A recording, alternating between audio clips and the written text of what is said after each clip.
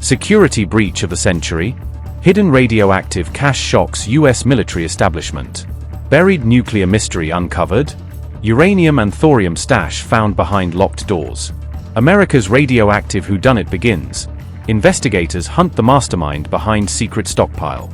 Navy yard rocked by nuclear scare. Discovery raises fears over years of unnoticed activity. Inside job or foreign plot.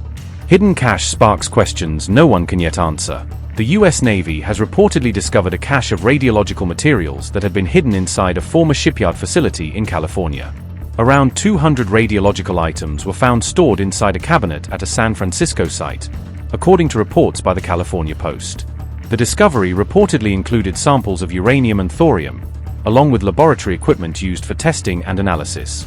Navy officials said most of the recovered materials were radioactive sources typically used to calibrate radiation detection equipment. According to SF Gate, the cache was uncovered inside Building 400A during inspection activities carried out in April. A former employee of subcontractor RSI EnTech has emerged as the main suspect in the case, according to the U.S. Navy. RSI EnTech executives described the incident as the work of a rogue employee during a public meeting addressing the discovery. Company officials said the materials were apparently brought onto the site over a period spanning from 2019 to 2022. A Navy environmental coordinator stated that the employee had no authorization or approval to store the materials at the facility. Officials said investigations so far have found no evidence of any health risk or environmental threat linked to the discovery. The site has remained under radiological control while authorities continue detailed surveys and safety assessments. The Navy said specialists are evaluating the materials to determine the appropriate procedures for handling, removal, and disposal. Investigators from the Naval Criminal Investigative Service and the Environmental Protection Agency have launched a probe into the incident. Local residents criticized the Navy over what they described as a lack of transparency surrounding the discovery, according to SF Gate. The development comes as the United States and Iran move forward with a newly signed memorandum of understanding following months of conflict over Tehran's nuclear program. US President Donald Trump and Iranian President Masoud Pezeshkian have formally signed the Memorandum of Understanding. The 14-point agreement is designed to end hostilities between the two countries and reopen the Strait of Hormuz to normal navigation.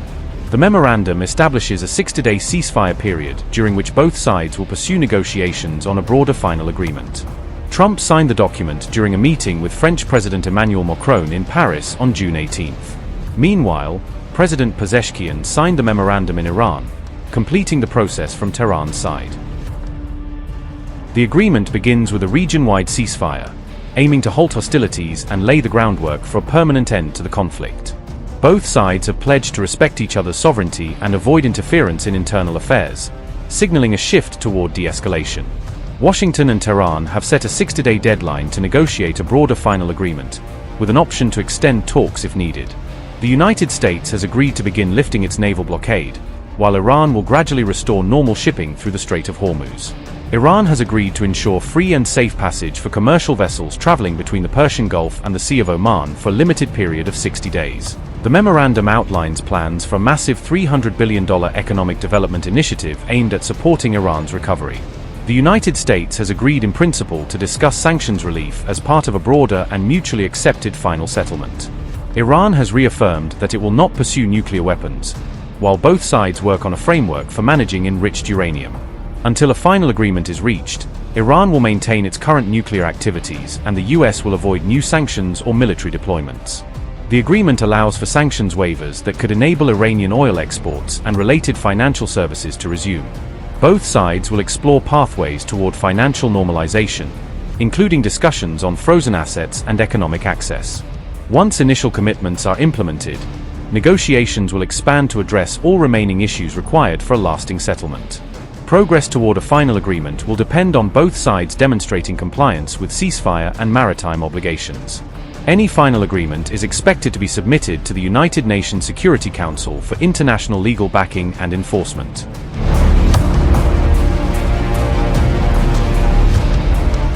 Ahead of a landmark signing ceremony with the United States in Switzerland, Iran is actively coordinating with its closest international partners. Iran's foreign ministry held separate consultations with senior counterparts in both Russia and China before the agreement moves forward. On June 17, Abbas Araghchi held high-level phone conversations with Sergei Lavrov and Wang Yi respectively. During discussions with Moscow, Iranian officials reportedly focused on the memorandum of understanding negotiated with Washington. Iran's foreign minister also reportedly stressed that Israel must completely halt its military operations inside Lebanon. Russian Foreign Minister Sergei Lavrov reaffirmed Moscow's full support for the Iran-US Memorandum of Understanding, according to Tasnim. Russia's foreign ministry said, and I quote, "On June 17, FM Sergei Lavrov and Araghchi spoke over the phone.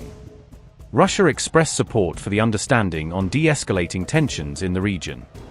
The importance of their strict observance by all parties, including Israel, was emphasized." With Beijing, Iran's top diplomat also reportedly shared details of the Memorandum of Understanding reached with the United States. Araghchi reportedly thanked China for its backing and engagement throughout the lengthy negotiation process with Washington. China's Wang Yi welcomed the agreement and reportedly stated that Beijing stands ready to assist with its implementation, according to Tasnim. Meanwhile, at the G7 summit in France, Trump publicly thanked Putin and Xi for maintaining what he described as a neutral position. It's going to take a long way for them to build back their anti-aircraft stuff. It's going to take, and you know, the other thing I want to thank China, President Xi. I was with him, and he stayed neutral, totally neutral, and I appreciate it. And I want to thank Vladimir Putin. He was very neutral. They could have made it much more difficult for us. And I want to say it. You know, somebody would say, "Oh, that's terrible. He's thanking President Xi of China." Well, let me tell you, I had a long talk with him. You know, they have shoulder weapons to knock down airplanes. That it's not like the real deal, but they're accurate. They're fairly accurate. I said, I would really appreciate you're not giving or selling any of that stuff to Iran. And you know what? For the most part, he didn't. So I just want to thank them because they made it a lot better. Iran's lead negotiator Mohammad Bagher Ghalibaf also described China as a genuine and reliable strategic partner. We must stand firm, take over the front line from the launcher crews, and relieve the people from the burden of economic pressure.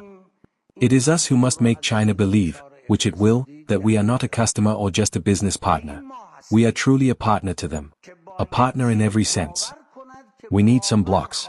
I'm saying clearly, these blocks must be formed. And in a way, they are already formed. Whatever bloc is formed, there are two definite countries in it, don't doubt it, China and Iran.